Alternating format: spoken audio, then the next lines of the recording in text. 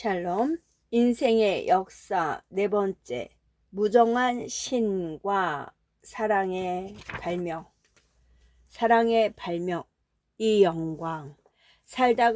살아보다가 더는 못 살 것 같으면 아무도 없는 산비탈에 구덩이를 파고 들어가 누워 곡기를 끊겠다고 너는 말했지. 나라도 곁에 없으면 당장 일어나 산으로 떠날 것처럼 두 손에 심장을 꺼내 쥔 사람처럼 취해 말했지. 나는 너무 놀라 번개같이 사랑을 발명해야만 했네. 신 랭보는 10대 후반에 진이기듯이 선언했다.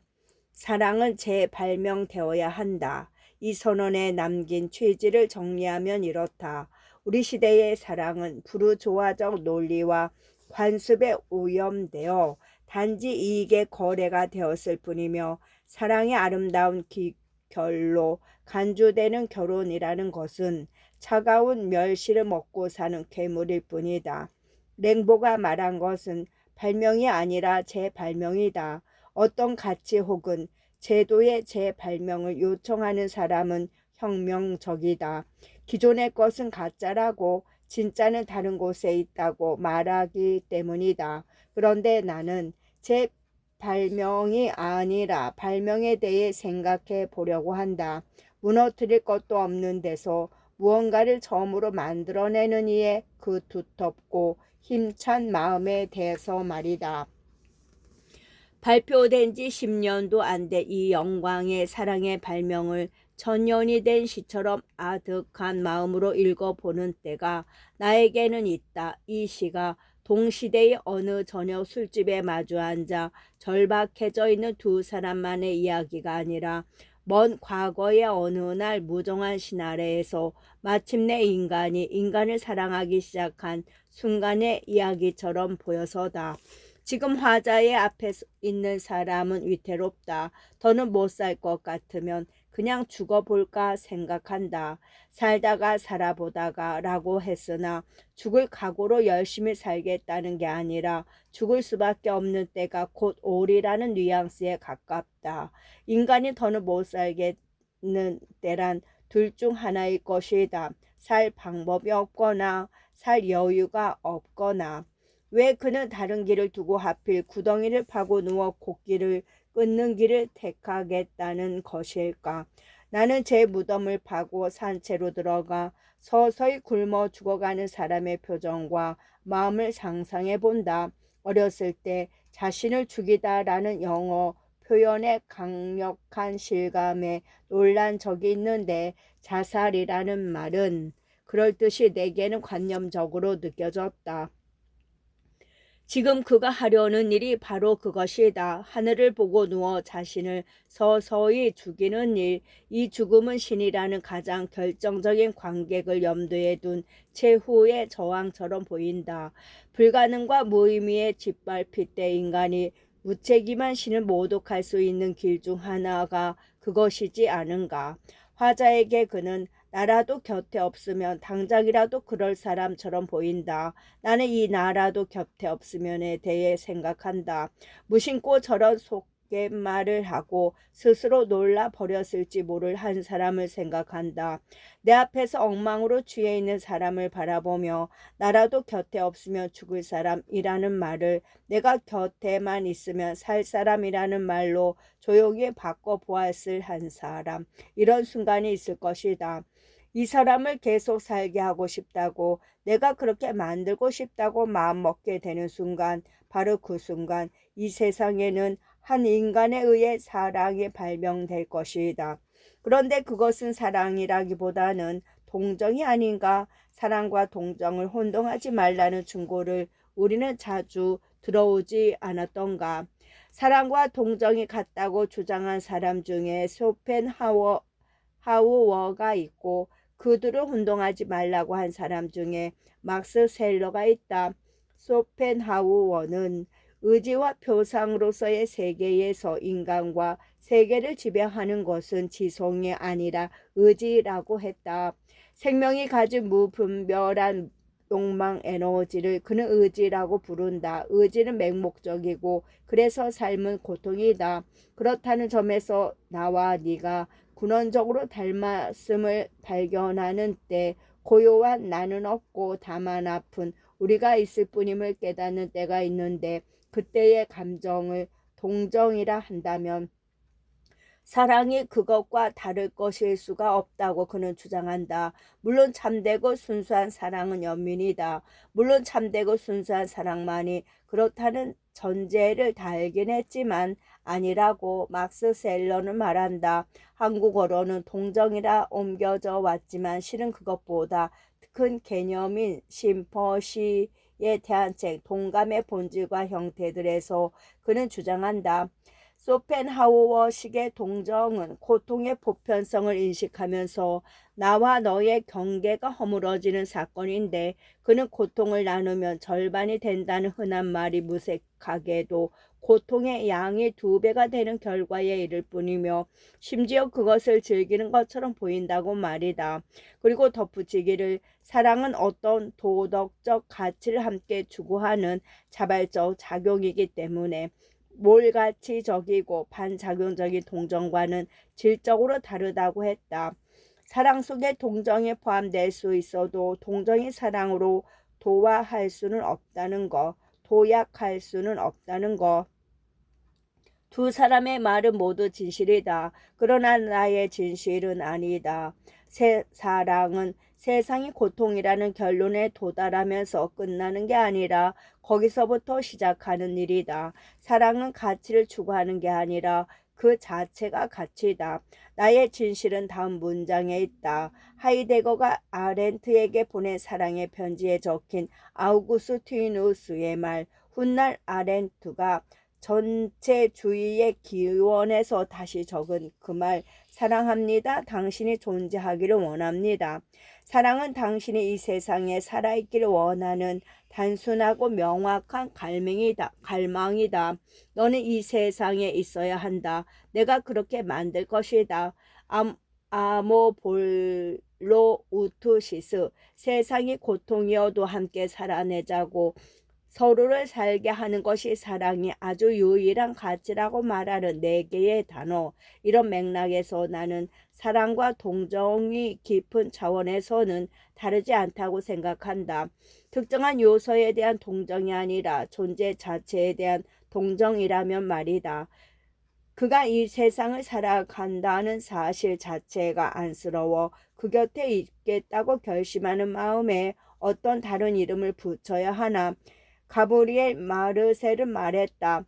사랑을 받는다는 것은 당신은 죽지 않아도 된다는 말을 듣는다는 것을 의미한다. 이 문장은 뒤집어도 진실이다. 내가 너를 사랑한다는 것은 나 역시 죽지 않아도 된다는 뜻이다.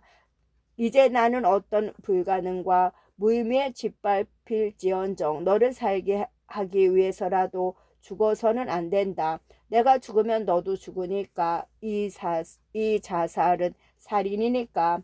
다시 이 영광의 사랑의 발명은 무정한 신 아래에서 인간이 인간을 사랑하기 시작한 어떤 순간의 원형을 보여주는 시다. 나는 인간의 신 없이 종교적일 수 있는 방법이 무엇일지를 생각하는 무신론자인데 나에게 그 무엇보다 종교적인 사건은 한 사람이 다른 한 사람 곁에 있겠다고 그의 곁을 떠나지 않겠다고 결심하는 일이다.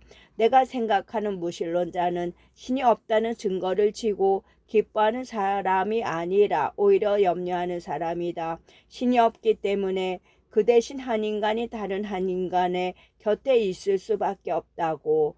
이 세상의 한 인간은 다른 한 인간을 향한 사랑을 발명해낼 책임이 있다고 생각하는 사람이다. 나는 신이 아니라 이 생각을 믿는다. 허공을 허공으로 돌려보내는 사랑. 허공을 허공으로 돌려보내는 사랑. 허공 한줌 나희도. 이런 이야기를 들었어. 엄마가 깜빡 잠이 든 사이 아기는 어떻게 올라갔는지 난간 위에서 놀고 있었대. 난간 밖은 허공이었지. 잠에서 깨어난 엄마는 난간의 아기를 보고 얼마나 놀랐는지 이름을 부르려 해도 입이 떨어지지 않았어.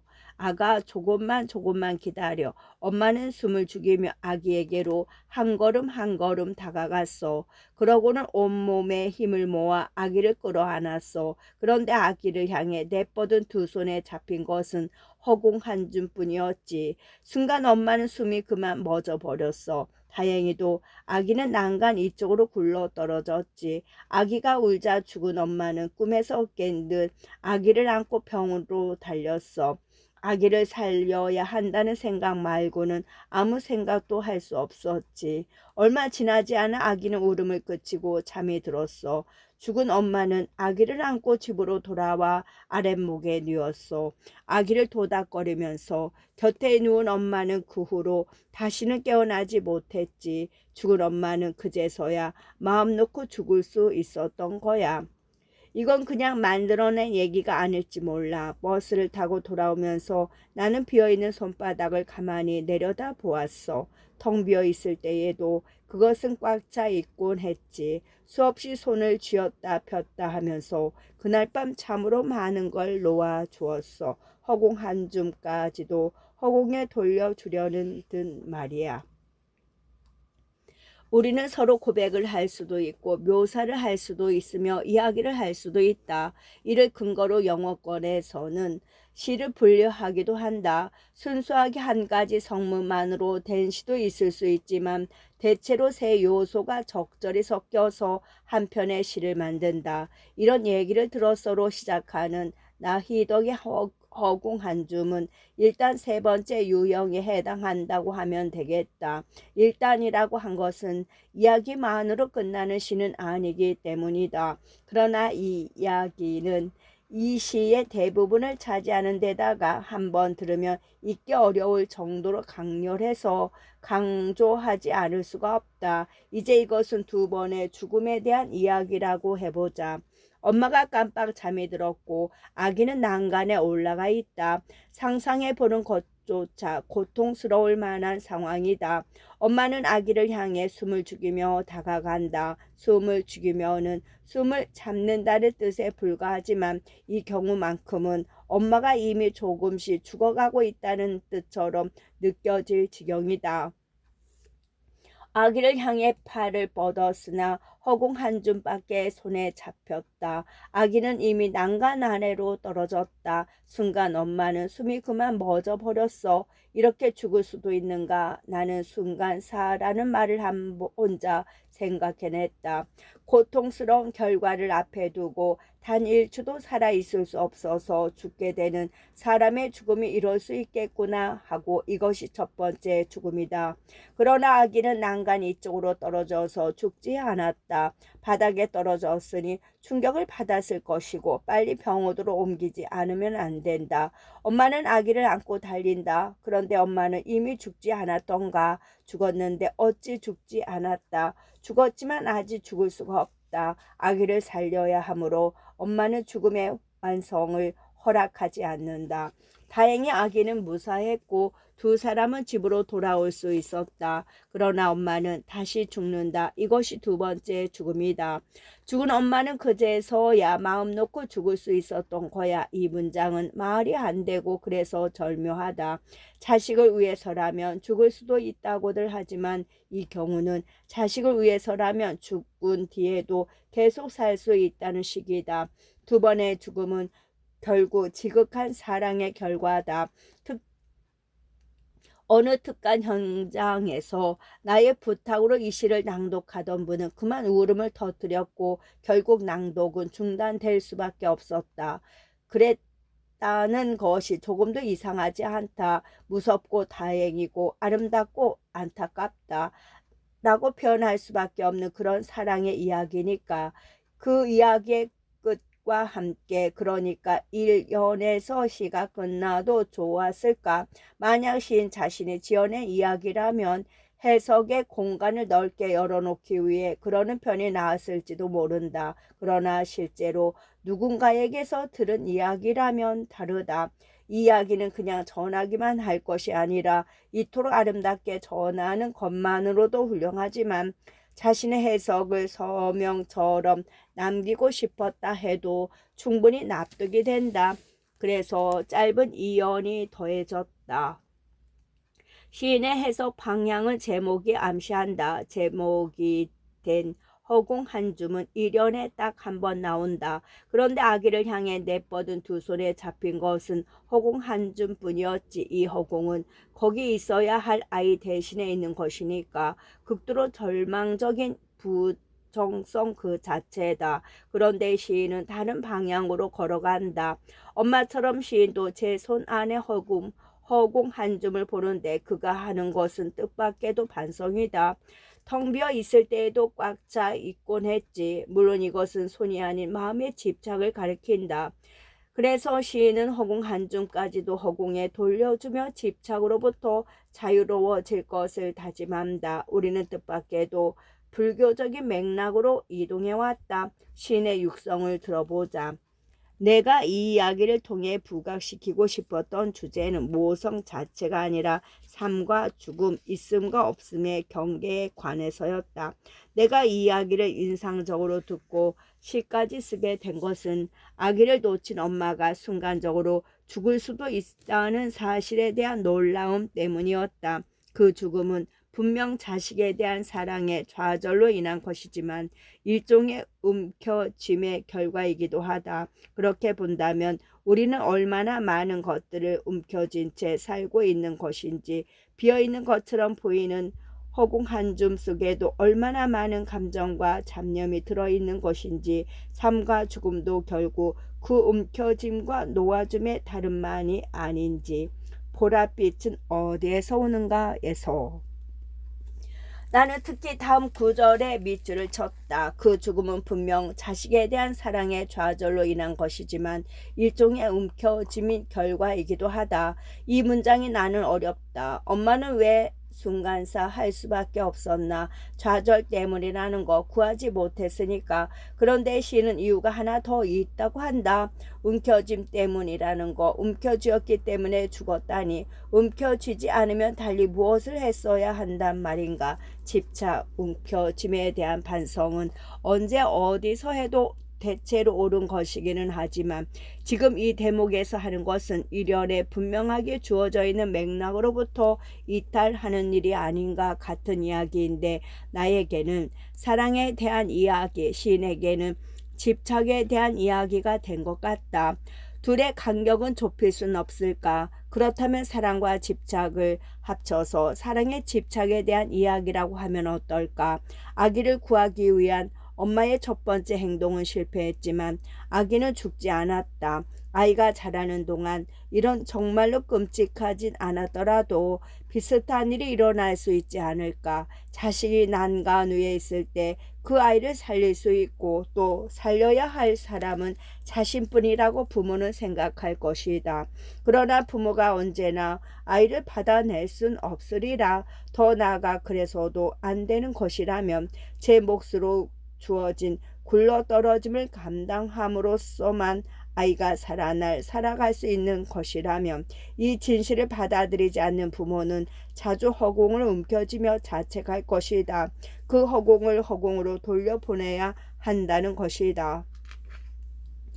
시인이 저 이야기를 집착에 대한 것으로 해석할 때 그것은 그 이야기를 사랑에 대한 것으로 읽을 가능성을 포기하거나 배척하면서 그렇게 한 것은 아니었을 것이다. 너무 당연해서 굳이 말할 필요가 없다고 느꼈으리라. 시인은 이것이 사랑에 대한 이야기라는 것을 세상에서 가장 잘 아는 사람 중 하나이므로 이제 그가 알아야 한다고 스스로 생각한 것은 그 사랑을 부드럽게 내려놓는 일이었을 것이다.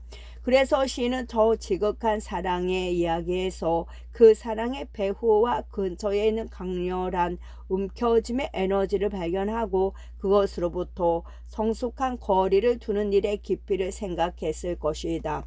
나는 시인으로부터 배운 것을 나에게 가르쳐둔다. 가르쳐도 아직은 그 깊이를 모르는 지금의 나에게 착한 사람이 될 필요 없어요. 착한 사람이 될 필요가 없어요. 기러기, 메리 올리버. 착한 사람이 될 필요 없어요. 사막을 가로지르는 100마일의 길을 무릎으로 기어가며 참여할 필요도 없어요. 그저 당신 몸에 부드러운 동물이 사랑하는 것을 계속 사랑하게 두어요.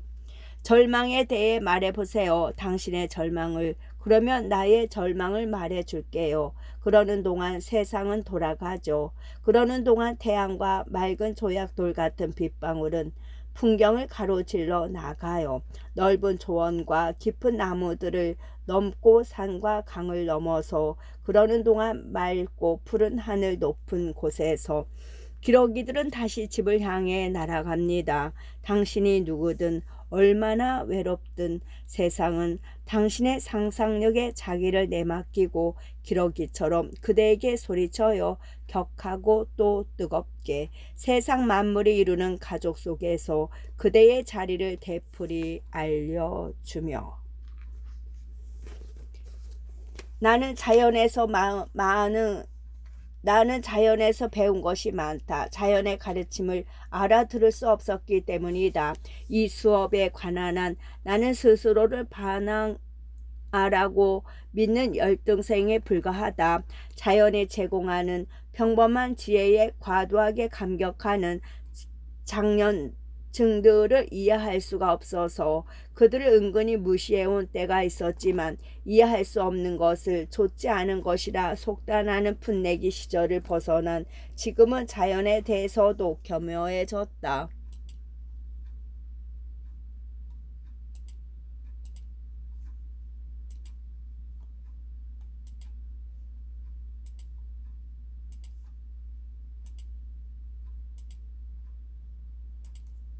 겸허해졌다.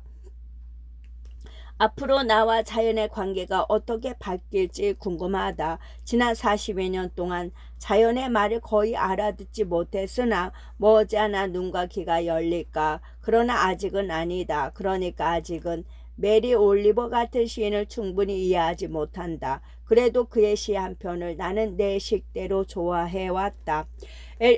메리 올리버는 1935년생 미국 시인이다. 14살 때부터 시를 쓰기 시작해 1963년에 첫 시집을 냈으며 40대 후반의 시집 미국의 원시로 폴리처상을 받았다. 수상 이후의 첫 시집 꿈 작업에는 그의 대표작 중 하나로 꼽히는 시 기러기가 수록돼 있다. 그녀의 시 기러기는 너무도 유명해져서 이제 전국의 기숙사 방들을 장식하고 있다. 이것은 보스턴 글로브에 게재된 글의 한 대목인데 발표된 이후 20년 동안 이 17행의 자유시가 얼마나 많은 사랑을 받았는지 짐작할 수 있게 한다. 한국에는 2004년 책인 완벽한 날들이 처음으로 번연되면서 본격적으로 소개되기 시작했지만 기러기가 우리에게 알려진 것은 그보다 먼저다. 루시와 시인이 엮은 민들레를 사랑하는 법에 최초로 소개되었고 이후 소설가 김연수가 이 시의 13번째 행을 제목으로 삼은 장편 소설 네가 누구든 얼마나 외롭든을 출간하면서 유명해졌다. 우리의 연구자들은 이 시를 어떻게 읽었나?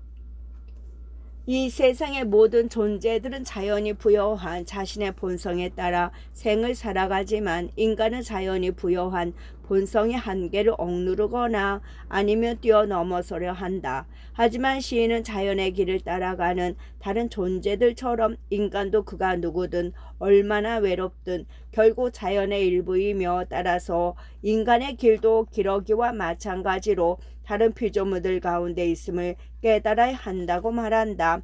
박혜영 보다시피 이 시는 모범적 생태시로 익힐 여지를 품고 있다. 홀로 제멋대로이면서도 동시에 함께 호흡하는 관계, 온갖 사물의 무리들 안에 존재의 자리, 이것이 올리버가 열어 보이는 관계적 자아의 바람직한 자리, 논평도 그 연장선상에 있는 것으로 보인다.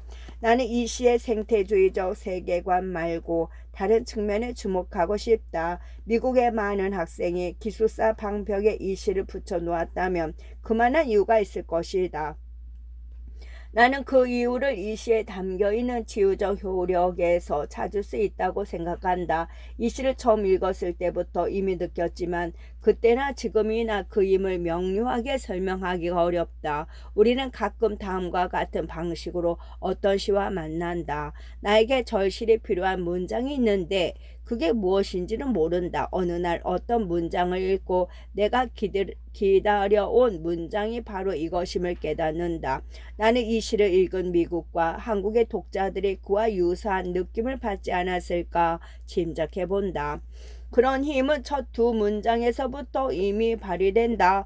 착한 사람이 될 필요 없어요. 사막을 가로지르는 100마일의 길을 무릎으로 기어가며 참회할 필요가 없어요. 이 구절에는 확실히 반종교적 뉘앙스가 있다. 자신이 따르는 도덕적 이상에 오히려 억압당해서 자신은 언제나 죄인 취급하고 고향에 가까운 자매를 각오하는 고행에 가까운 자매를 각오하는 어떤 종교적 독자에게 이 시는 그것이 어리석은 자기 학대라고 말하는 것처럼 보인다. 그러나 이 구절의 호소력은 그보다 더 보편적이다. 자신이 충분히 훌륭한 사람이 아니라고 자책하는 일은 우리 모두의 고질적 습관이 아닌가. 이 시의 도입부는 바로 그런 대다수 독자의 자학적 자의식을 바로 옆에서 들려주는 음성처럼 부드럽게 어루만진다. 그리고 인상적인 조언이 이어진다. 그저 당신 몸에 부드러운 동물이 사랑하는 것을 계속 사랑하게 두어요. 착해지기나 참여하기에 대한 강박은 저 자신을 학대하는 인간적 자의식의 산물이라는 거. 그런 의미에서의 인간성, 정신성을 내려놓고 우리 안에 동물성, 육체성이 이끄는 길로 가라는 거. 물론 그 동물성은 인간이 극복해야 할 폭력적 동물성이 아니라 오히려 인간을 극복해야 도달할 수 있는 부드러운 동물성이다. 그것은 절망에 빠진 인간이 그 절망을 함께 가누며 겨우 한 걸음씩 나아갈 때 그러는 동안 그와 무관하게 무심히 흘러가는 자연의 자연스러운 동물성이다. 인간이 아프게 인간적일 때 자연은 얼마나 자연스러운가. 이 시에서 3번이나 반복되는 그러는 동안의 뉘앙스가 그렇게 밝힌다. 인간과 자연의 간극, 인간이 그러는 동안 자연을 되풀이 생각하게 만들기 때문이다. 이렇게 6에서 12행을 읽으며 자연이 못되는 인간의 고독을 생각하고 있을 때 시인이 기러기의 목소리를 빌려 격하고 뜨겁게를 외친다. 당신이 누구든 얼마나 외롭든 이제는 그런 생각에 빠져들지 말기를. 세상 만물이 이루는 가족 속에 당신의 자리가 있으니 무릎걸음으로 사막을 횡단하지 말고 기러기처럼 네가 있어야 할 곳을 향해 날아가기를. 아직도 잘 설명하기 어렵다. 이런 위로와 격려의 시의 대체로 냉담한 내가 왜 이 시를 순순히 받아들이고 마는지. 세상 혹은 자기와 싸우다 패배하여 자책과 회환의 날을 보내고 있는 이에게 이 세상에는 그럼에도 당신의 자리가 분명히 있다고 말하는 시다. 물론 당신에게는 이 시를 의심하고 거부할 권리가 있다. 멜리 올리버가 세상이라고 부를 때 그곳은 내전의 현장이나 대도시의 빈민가가 아니다.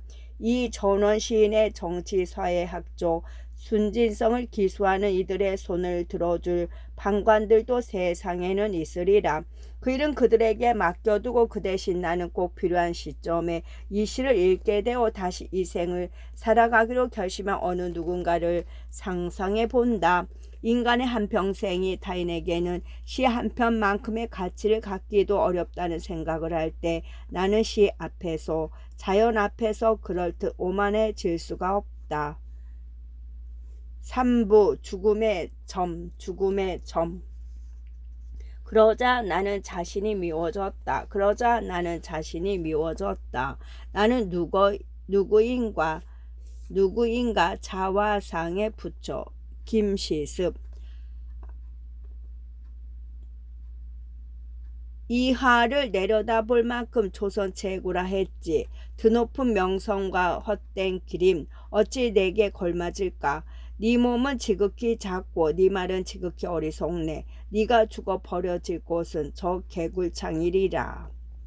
10대 시절 읽은 김시습의 만복사적 포기는 당시 유행했던 영화 천년 유홍 같은 홍콩산 귀신 로맨스에 비하면 시시하게 느껴졌다. 배필 없음을 단식하던 양생이라는 청년이 부처님과 저포놀이를 하여 이긴 대가로 한 여인을 만나 꿈결 같은 며칠을 보냈으나 알고 보니 그녀는 정쟁통에 억울하게 죽은 여성이었던지라. 결국 짧은 인연을 뒤로한 채 저승으로 떠나지 않을 수 없었다는 거. 이별 이후에 양생이 집과 밭을 모두 처분하여 장례를 치러준 덕에 그녀는 다른 나라에서 남자로 환생할 수 있었고 목소리로만 다시 나타나 양생에게 고마움을 표했다는 이야기였다. 세월이 흘러 다시 읽었을 때에야 만복사 저포기의 마지막 대목 앞에서 골똘해졌다. 양생은 이후 다시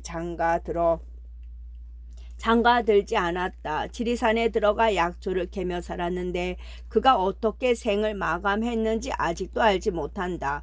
그럴 필요까지 있었을까? 죽은 아내가 다시 나타나자 귀신인 줄 뻔히 알면서도 사랑했다가 재차 헤어지게 된 이생규 장전의 주인공은 정도가 더 심하다. 이생을 그녀의 유고를 거두어 부모님 무덤 곁에 묻어주었다.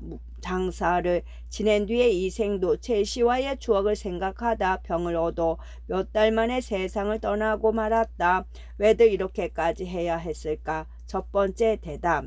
이것이 소설이기 때문이다. 잘 알려진 대로 금오신화는 우리 최초의 소설이다. 많은 문학 이론가에 따르면 소설은 본질적으로 패배의 기록이다. 세계의 완강한 질서에 감히 도전하는 개인이 있는데 그는 자신이 추구하는 가치를 끝내 포기하지 않아서 그 비타협의 결과로 그는 패배하고 말지만 그 순도 높은 패배가 오히려 주인공의 궁극적 승리가 되는 아이러니기로 그것이 바로 소설이라는 것. 그러므로 위대한 개츠비라는 말이 성립될 수 있다면 위대한 양생, 이생이라는 말도 가능하다. 비록 운명에는 패배했으나 사랑에 관한 한 타협하지 않았으니까. 두 번째 대답.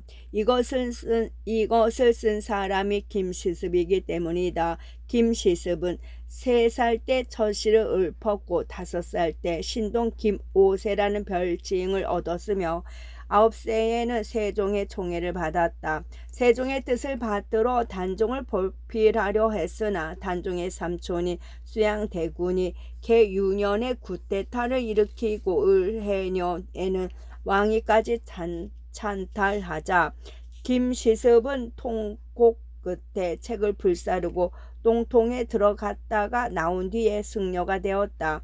병자년에 버려진 사육신 중 5의 시체를 목숨을 걸고 수습하여 묘를 마련한 것도 그였다. 위대한 패배의 기록을 쓸 수 있는 자격이 누구에게나 주어지지는 않는다. 요컨대 금오신화가 최초의 소설인 것과 그 작자가 김시습인 것은 전혀 이상한 일이 아니다. 금오신화의 고독한 인물들은 김시습 자신을 형상화한 것이다.